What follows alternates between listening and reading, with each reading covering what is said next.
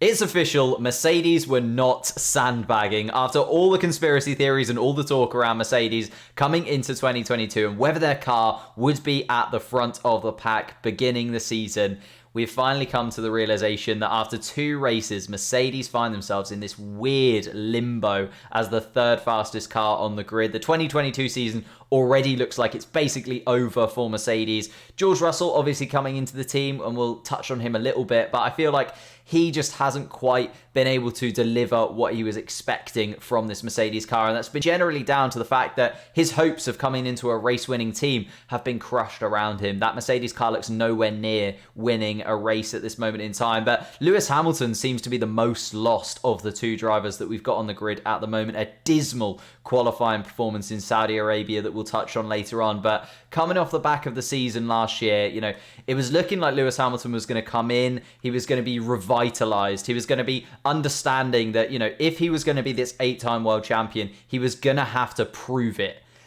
And unfortunately, it just looks like it's already out of reach for him. He's dripped down to 5th place in the Drivers' Championship already, 16 points. It's looking more and more difficult for him to even catch George Russell, let alone the other drivers in front of him. Sergio Perez is undoubtedly going to take over those 2 Mercedes over the course of the next few races. You've got Max Verstappen, Charles Leclerc, Carlos Sainz. Look like they're just going to run away with it at the front of the grid. And Lewis Hamilton just looks so demoralized after the race weekend. There was even a point where he came on the radio and asked if he even got a point for 10th place position. It's a race and a scenario that he hasn't been in for a very, very long time. The last time that Lewis Hamilton finished 10th was in 2012 when he was still in a McLaren car. He's been in Mercedes for 180 races since then, and this is his worst performance that he's ever put in a Mercedes car, in my opinion. And that 8th title just feels completely out of reach, not only for him, but also for Mercedes continuing that constructors streak that they are currently on. And for me, it wasn't even the qualifying. We'll delve into the qualifying first. Yes, of course, 16th place on the grid is nowhere near good enough, but we've seen him exit Q1 before. We've seen him, have reliability issues or have a penalty or a problem and drop out in Q1 before, but this felt very different. It was on merit. The Mercedes car was nowhere near the pace that he needed to be. And actually, if you look at the qualifying position that he got and you look at those drivers in front of him, they all deserve to be in front of him. They all put in lap times that were much, much better, much, much cleaner. And you could argue in slightly better cars than him over the course of the weekend as well. And the real thing for me was just the Mercedes 2022 car just isn't good enough, and it currently finds itself in this weird limbo where it's undoubtedly not 4th or 5th fastest. It's better than the Alpines and the Haas's currently on the grid, but it's nowhere near the Ferraris or the Red Bulls, and it looks like the season's already over because 3rd place is effectively wrapped up for them already. I just can't see anyone catching them, but I can't see them getting anywhere close to the drivers in front either. And as we say with Hamilton, we think back, those races that he has started in the Q1 positions. We even think back to Brazil last year. That was a huge race for Lewis Hamilton in and amongst that 2021 title race. And just the tenacity that he showed in those kind of races, 25 overtakes over the course of 2 sessions in that Mercedes car to go from the back of the grid to winning that Grand Prix. That's the Lewis Hamilton we've been used to seeing, this killer instinct, him scything through the field and driving the wheels off of that Mercedes as much as he possibly can to get as close to the front. Even if you think back to Hungary, obviously still picked up a podium. He still won in Silverstone after the accident and after, he had to have that stop and still got to the front of the pack again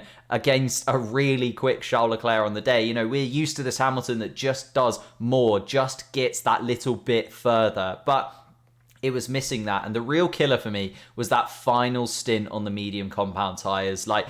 He obviously started on the harder compound tyre, and that absolutely makes sense. If you're starting from the back of the grid, you might as well do something different. You can see him there on the harder compound tyre, everybody else starting on the medium in and around him. I think it was only Kevin Magnussen that started on the hard compound tyre as well, that ended up finishing just in front of Lewis Hamilton. So when you're starting from that position, I can completely understand going long, He missed out on the fact that the safety car came in. Obviously, everyone else got to change their tyres under the safety car. But if anything, that also played to his advantage because the pack was able to condense itself down for him. And he gained back a lot of the time that he lost over those first few laps when those guys were on fresh medium compound tyres. The second thing was he made a mistake under the virtual safety car. Completely not his fault. Daniel Ricciardo was coming towards the pit lane. He didn't know whether he could get round Daniel Ricciardo or not and decided to stay out on those harder compound tyres. And actually, the virtual safety car didn't cost him too much time in terms of that secondary mistake in terms of going in. It, for me, was coming in, obviously getting a set of fresh compound tyres, the medium compound. Everybody else is on some really old hard compound tyres. Lewis Hamilton comes out, medium compound tyres, comes out in 13th place, and you're like, right, this is where it's just going to kick off for Lewis Hamilton. He can kick on from here. If he can get those medium compound tyres, he's on the faster compound, and they're super fresh. Let's see what he can do from here. And it just fell apart. It didn't really work, and nothing really happened. And I was keeping an eye on Lewis Hamilton's pace, and it wasn't anything special. And that's the thing. We expect something a little bit special from Lewis Hamilton in those scenarios. And that's a whole other video about 2022 and the tyre situation. It seems a little bit weird in that the hard and mediums kind of seem like the same pace, and the softer compound tyre just doesn't seem to work for some teams, especially as George Russell actually qualified on the medium compound tyre as opposed to the softer compound tyre, but he was only able to get past Albon and Stroll on that final stint on the medium compound tyre and actually got stuck behind Kevin Magnussen in a Haas. And I know that Haas are a completely different team now, they're completely revitalised, but you'd still imagine Lewis Hamilton would have a go at Kevin Magnussen, but he got nowhere close to him. And obviously, we can't just blame Lewis Hamilton. You know, even George Russell struggled over the course of the weekend, finished in 5th, but was way off the pace of those top 4. Sergio Perez looked incredible, probably should have gone on to win that race. Charles Leclerc and Max Verstappen had a hell of a battle between them. And even with that battle going on and, you know, losing a little bit of time to one another, George Russell was just absolutely nowhere near them. And the Mercedes car couldn't get anywhere close to the cars in front of them. Actually, you know, the team themselves found themselves 4th fastest over the course of the weekend. Alpine were classed as the 3rd fastest team overall on the super lap time. So it's a weird limbo for Mercedes. Obviously, in the race, they were never going to be caught, and George Russell was never going to be caught by the Alpines while they were battling with one another. But on track pace, they could have possibly had a go at George Russell over the course of the race if they hadn't have had that battle between the two of them. So the issue still seems to lie with that porpoising.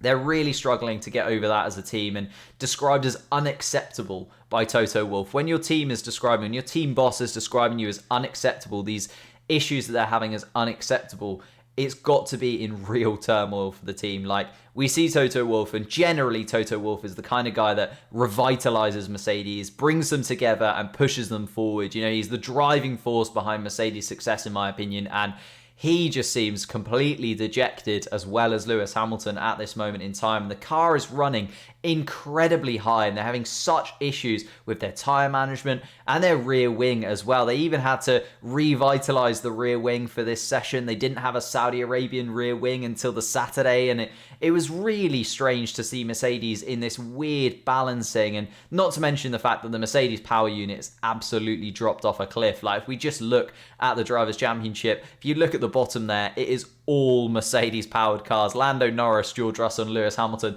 the only guys that are able to break away from the pack at the bottom there of Mercedes powered cars. It looks dead in terms of performance in comparison to the other 3 engine manufacturers that are there. The problem seems that the team just don't have a comprehensive feel around what is really wrong with the car. They don't have a comprehensive feel around how they can actually fix these problems. And that's why I think Mercedes are just in this point where it's all over.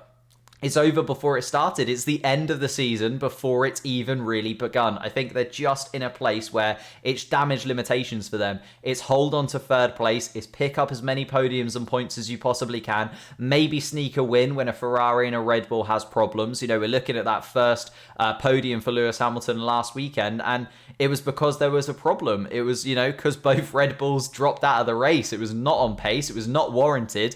And Lewis Hamilton, that might be the only podium that he gets over the course of the season. I don't think that's a massive thing to say when there are 4 or 5 cars that are even faster than him in every single race over the course of the season. Obviously, there's the flip side of that. Mercedes could fix all of those problems. Mercedes could turn this car around. And, you know, it's early in the season. They're not too far off. They are still ahead of Red Bull in the Constructors' Championship. If they can sort this problem incredibly quickly, it's still open for them. And Ferrari are not an incredible distance away. You know, 40 points over the course of the season in a Constructors' battle is reasonable, is catchable. But I just can't see a way that Mercedes is going to fix this quickly. I can't see a way where Mercedes is going to be able to turn this around and deliver a race-winning car to Lewis Hamilton and George Russell. They say that there is a lot of potential within this car, and obviously they've gone for an incredible innovation, something that we haven't seen at all in Formula One ever before, really, and we haven't seen from any other car on the grid.